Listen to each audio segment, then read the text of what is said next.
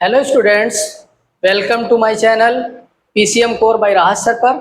जैसा कि आपने पिछले दो वीडियो में देखा, इस chapter 1 electric field and charges, इससे हमने काफ़ी टॉपिक क्लियर किए। और पिछली वीडियो में हमने बताया था आपको कि ऑन द एक्सिस और इक्वेटोरियल इलेक्ट्रिक फील्ड फाइंड करने के लिए दो इंपॉर्टेंट क्वेश्चन आते हैं, जिसमें एक क्वेश्चन इससे पहले वाली वीडियो में हमने बताया कि इलेक्ट्रिक फील्ड फाइंड करना है ड्यू टू अ डायपोल, और इसमें इलेक्ट्रिक फील्ड फाइंड करना है ऑन द इक्वेटोरियल पोजीशन। उसमें आपका ऑन द एक्सिस था। देखिए, ऑन द एक्सिस और इक्वेटोरियल में क्या फर्क है। ये एक डायपोल है, इसके अगर सामने पॉइंट ले रहे हैं तो ये ऑन द एक्सिस है, और अगर इसके ठीक ऊपर ले रहे हैं 90 डिग्री के एंगल पे तो ये इक्वेटोरियल की कंडीशन है। इस बात का ध्यान रखेंगे। अब देखिए, यहां पर हमने एक डायपोल एज्यूम किया है -q प्लस q चार्जेस से, और इसके बीच की डिस्टेंस 12 लिया है। L और L में हमने डिवाइड कर लिया है। प्लस की डायरेक्शन आपको पता है आउटवर्ड होती है, और माइनस की डायरेक्शन क्या होती है, इनवर्ड होती है। अब इसका रिजल्टेंट जो E होगा वो हमारा इंटेंसिटी ऑफ इलेक्ट्रिक फील्ड होगा। देखिए, इसी पार्ट को हमने अलग थोड़ा सा बना लिया है ताकि समझ में आ जाए। ये एंगल हमारा थीटा है यहाँ पर, और यहाँ पर हमारा E1 और E2 दो फील्ड है। तो E1 को हमने टू कंपोनेंट में डिवाइड किया, एक E1 sine theta vertical component, एक horizontal component E1 cos theta. ठीक ऐसे ही E2 को हमने टू पार्ट में डिवाइड किया, E2 साइन थीटा और E2 कॉस थीटा। क्योंकि आपने ट्रायंगल लॉ से पढ़ा होगा कि साइन थीटा बराबर होता है आपका perpendicular upon hypotenuse. Perpendicular upon hypotenuse, यहां से अगर आप परपेंडिकुलर निकालते हैं तो इसको लिख सकते हैं हाइपोटेनियस साइन थीटा। ठीक ऐसे ही लिख सकते हैं base equal to hypotenuse cos theta. तो इसी में E1 की वैल्यू रख देंगे तो E1 साइन थीटा, E2 रखेंगे तो E2 कॉस थीटा आ जाएगा। इसी से हमने ये E1 cos theta, E2 cos theta, E1 sine theta, E2 cos sine theta निकाला है। अब देखिए, हमारी total intensity of electric field क्या हो जाएगी।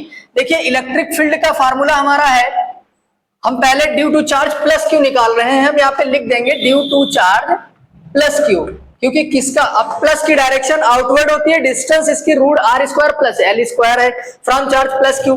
तो देखिए, E1 बराबर हम लिखेंगे यहां से 1/4 pi epsilon naught q upon, अब यहां पर डिस्टेंस हमारी root r square plus l square है, इसका स्क्वायर करेंगे तो रूट हट जाएगा, तो हमारे पास आ जाएगा r square plus l square.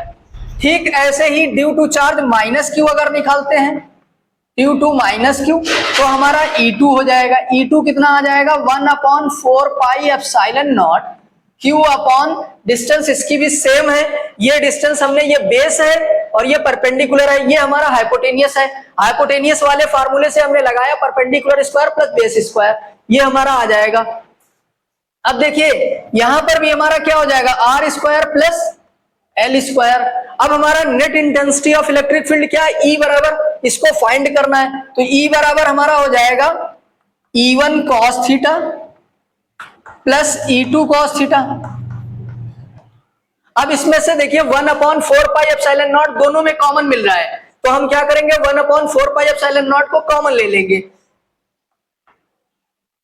1/4 pi epsilon naught Q upon R square plus L square, इसमें भी है इसमें भी है, ये भी कॉमन ले लेते हैं। तो Q upon R square plus L square, तो यहां पर बचेगा क्या हमारा cos theta plus cos theta, क्योंकि दोनों ही पार्ट तो हमारे कॉमन एकदम सेम आ रहे हैं, तो हमने इनको बाहर लिख लिया। अब cos थीटा ऐड करेंगे तो हमारा क्या हो जाएगा 2 cos थीटा, ये हमारा R square plus L square, यहां पर क्या हो जाएगा 2 cos थीटा। देखिए बच्चों, यहां से अगर cos थीटा का फॉर्मूला लगा करके आप निकालें तो cos थीटा बराबर हमारी वैल्यू आ जाएगी बेस अपॉन हाइपोटेनियस होता है, बेस यहां पर क्या है L है, और हाइपोटेनियस हमारा क्या है root R square plus L upon root R square plus L square, या हम पावर 1/2 लिख सकते हैं, क्योंकि रूट का मतलब होता है पावर 1/2। यही cos थीटा की वैल्यू आपको इसमें पुट कर देना है। बहुत बड़ा डेरिवेशन था लेकिन बिल्कुल आसान हो जाएगा आपके लिए। ये देखिए 1/4 pi epsilon naught Q upon R square plus L square, और cos थीटा की जगह पर हम रख देंगे L अपॉन 2 हमारा ये उतर आया cos थीटा की जगह पर, यहां पर हो जाएगा r square plus L square की पावर 1/2। देखिए बच्चों यहां पर 1 पावर है, ये 1/2 है, तो टोटल पावर हमारी कितनी हो जाएगी 3/2, 1/4πε0। और यहां पर Q इंटू 2L क्या होता है P, तो हम इसको P लिख ले रहे हैं, डायपोल मोमेंट होता है। यहां पर पावर 1 प्लस 1/2 ये हो जाएगा r square plus L square की पावर 3/2।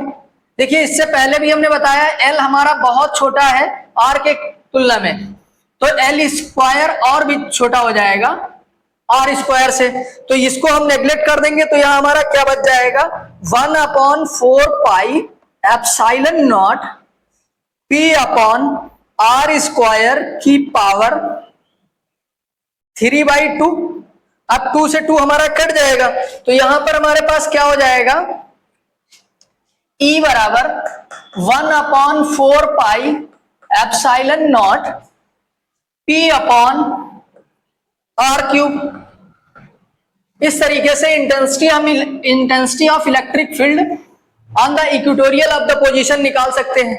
और अगर इसको वेक्टर फॉर्म में लिखना हो तो हमारा हो जाएगा E vector equal to 1/4πε0 P vector, क्योंकि P ऑलरेडी हमारी वेक्टर क्वांटिटी होती है, तो इसको P vector upon R cube लिख सकते हैं। ये हमारा वेक्टर के टर्म में आ जाएगा। ये बहुत ही इंपॉर्टेंट है, दोनों में से एक डेरिवेशन पक्का आपके एग्जाम में आएगा, और इस पे न्यूमेरिकल भी है, जो हम PYP से लेकर के प्रीवियस ईयर के क्वेश्चन पेपर से लेकर के इस चैप्टर के जितने भी न्यूमेरिकल होंगे उनको हम एक जगह कलेक्ट करके और आपको इस वीडियो में देंगे, नेक्स्ट वीडियो में। नेक्स्ट डेरिवेशन देखिए बच्चों, मोमेंट ऑफ कपल और torque on A dipole in uniform electric field. ये अगर कोई भी डायपोल रोटेट हो रही हो, ये एक डायपोल है, अगर इसको रोटेट कराएं तो रोटेशन के केस में जो फोर्स लगता है उसको टॉर्क बोलते हैं। कोई भी चीज अगर रोटेट होती है तो रोटेशन के केस में जो फोर्स लगता है उसको क्या कहते हैं टॉर्क। देखिए बच्चों यहां पर ये हमने एक डायपोल लिया है जिसमें 2 चार्जेस हैं, एक माइनस क्यू और एक प्लस क्यू है। आपने इलेक्ट्रिक फील्ड के फार्मूले में पढ़ा है E बराबर हमारा फार्मूला होता है F अपॉन क्यू। अब यहां से अगर डायपोल पे हम देखें फोर्स क्या लग रहा होगा, तो F बराबर हम लिख सकते हैं QE, ये हमारा फोर्स डायपोल पे लग रहा होगा। तो वही फोर्स हमने ये लिखा है कि अगर कोई डायपोल इस तरीके से रोटेट होगी तो यहाँ पर QE फोर्स ये इधर की तरफ, ये नीचे की तरफ दबा रहा है, ये ऊपर की तरफ ले जा रहा है, तो इस तरीके से ये डायपोल इसको क्या कर रहा है फील्ड में लाने की कोशिश कर रहा है पैरेलल। ये हमारी इलेक्ट्रिक फील्ड दिखाई है, ये जो है इलेक्ट्रिक फील्ड है, और इस डायपोल को ऐसे रखा है, ये डायपोल जब इलेक्ट्रिक फील्ड में रखेंगे तो ये इसको इसके पैरेलल लाने की कोशिश करता है। अब ये पैरेलल लाएगा तो घुमाएगा, कोई भी बॉडी तब तक घूम नहीं सकती जब तक उस पर कोई फोर्स ना लगे। तो फोर्स, ये रोटेशन का केस है, इसलिए इस पे कौन सा फोर्स लग रहा है टॉर्क, रोटेशनल फोर्स।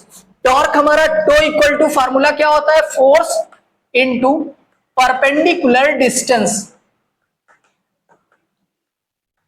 ये होता है फोर्स इनटू परपेंडिकुलर डिस्टेंस। अब देखिए परपेंडिकुलर डिस्टेंस क्या होगी, यहां पर एंगल हमने थीटा लिया है और ये हमारा परपेंडिकुलर है। अभी हमने बताया आपको पीछे कि परपेंडिकुलर इक्वल टू फार्मूला होता है हाइपोटेनियस साइन थीटा। अब हमारे पास हाइपोटेनियस क्या है 2L, इस डायपोल की लेंथ कितनी है 2L, तो परपेंडिकुलर हमारा क्या हो जाएगा 2L साइन थीटा। तो इस तरीके से हमने ये 2L साइन थीटा लेंथ निकाल लिया। अब देखिए यहां पर इस फार्मूले में रख दे, फोर्स भी हमें पता है QE है, फोर्स की वैल्यू रख दो QE, और परपेंडिकुलर डिस्टेंस कितनी है 2L साइन थीटा, तो इसको हम 2L साइन थीटा रख देंगे। पीछे आपने डायपोल मोमेंट पढ़ा है, यहां पर आप देखें तो Q इंटू 2L मिल जा रहा है आपको, और ये हो जाएगा E sine theta. Q into 2L क्या होता है P, तो इसको आप लिख सकते हैं PE साइन थीटा, ये हमारा टॉर्क का फार्मूला बन जाएगा। अगर इसको आपको वेक्टर फॉर्म में लिखना होगा तो क्या करेंगे tau vector equal to P vector cross E vector. आपने पढ़ा होगा A vector cross B vector AB sine theta होता है, वैसे ही PE साइन थीटा हो जाएगा। अगर हमें मैक्सिमम ये बताना हो कि मैक्सिमम इस पर डायपोल पे कितना फोर्स लग रहा है, किस केस में, मतलब थीटा की वैल्यू कितनी डिग्री कर दी जाए कि जब मैक्सिमम, अगर हम इसको 90 डिग्री कर देते हैं तो ये आसानी, मतलब 90 डिग्री पे इस पे क्या होगा, मैक्सिमम फोर्स लगेगा। कैसे पता करेंगे, यहां पर देखिए tau maximum equal to P E sine 90 ले रहे हैं, क्योंकि साइन 90, साइन थीटा की वैल्यू -1 से +1 के बीच लाई करती है, और साइन की मैक्सिमम वैल्यू कितनी होगी 1, तो साइन 90 1 हो जाएगा। तो ये हमारा क्या आ जाएगा, टो मैक्स बराबर पीई। यहां से आप ई इलेक्ट्रिक फील्ड भी निकाल सकते हैं, तो ये हमारा फार्मूला बन जाएगा टो मैक्स अपॉन पी। ये इलेक्ट्रिक फील्ड भी इससे फाइंड कर सकते हैं। और इसके उम्मीद है बच्चों ये आपको समझ में अच्छे से आ गया होगा। यूनिट निकालना है, डायमेंशन निकालना और फार्मूला निकालना। मिलते हैं नेक्स्ट क्लास में। अगली क्लास में हम न्यूमेरिकल लेकर के आएंगे। इसके इंपॉर्टेंट न्यूमेरिकल जो प्रीवियस ईयर आ चुके होंगे वो पेपर से कलेक्ट कर करके आपको इंपॉर्टेंट न्यूमेरिकल्स देंगे। वीडियो पसंद आया हो लाइक कीजिएगा, चैनल को सब्सक्राइब कर लीजिए। Thank you.